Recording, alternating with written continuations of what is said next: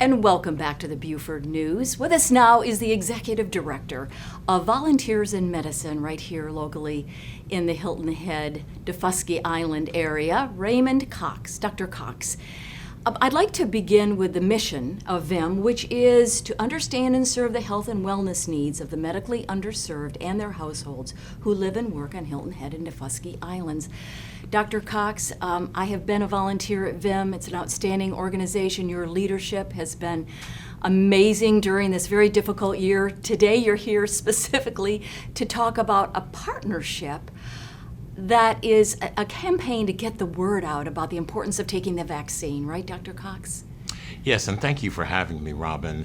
The V2 campaign, Vaccine Volunteers, was started by Business Attract, which is run by Carlton Dallas. Carlton is the immediate past chairman of the Greater Island Council. Mm-hmm. And through that organization, we had begun to look at ways not only to improve vaccine testing, but ultimately through the GIC medical community as to how we could get vaccines to as many people as possible.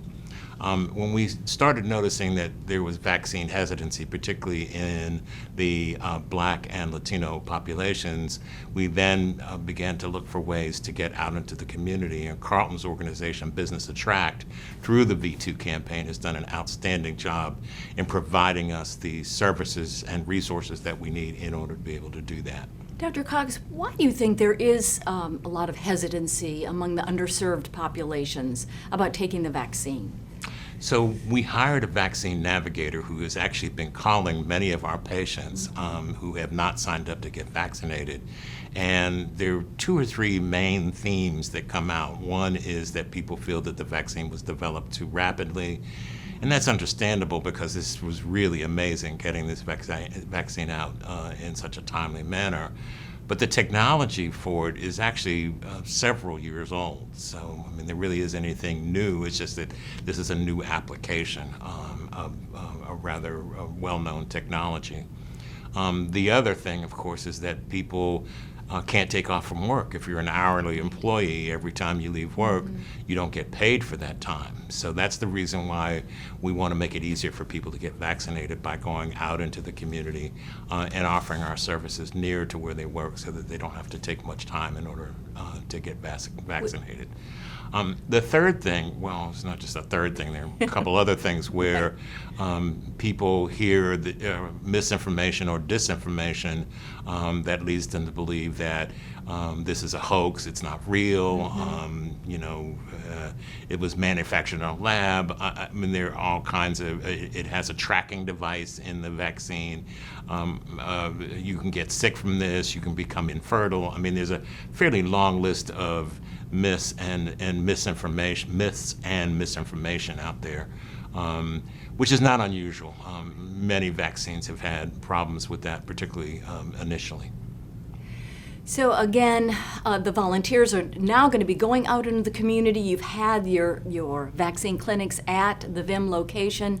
So you think that that's going to make much more of an impact actually going to the various communities, right?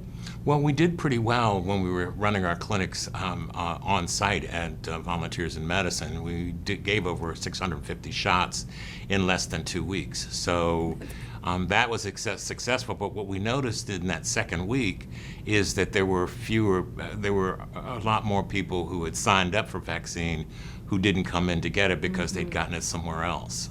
So that was one of the reasons why we were glad, because our vaccine efforts as a county have been very good, particularly in our patients over the age of 65. But as I said, these younger patients and patients from our Latino and Black communities, actually in the Black community, they've done a very good job of reducing vaccine hesitancy rates as well.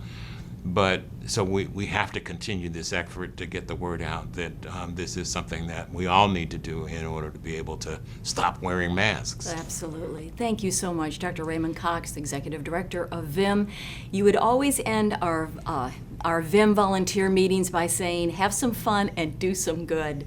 which we always did. We're always reaching out to the underserved to do some good, and you have been a great leader. Thank you so much, Dr. Cox, for being with us. Thank you, Robyn. You stole my line. I know. You were going to end on that, I know. Thank Have you, some sir. fun. Do some good. Thank you.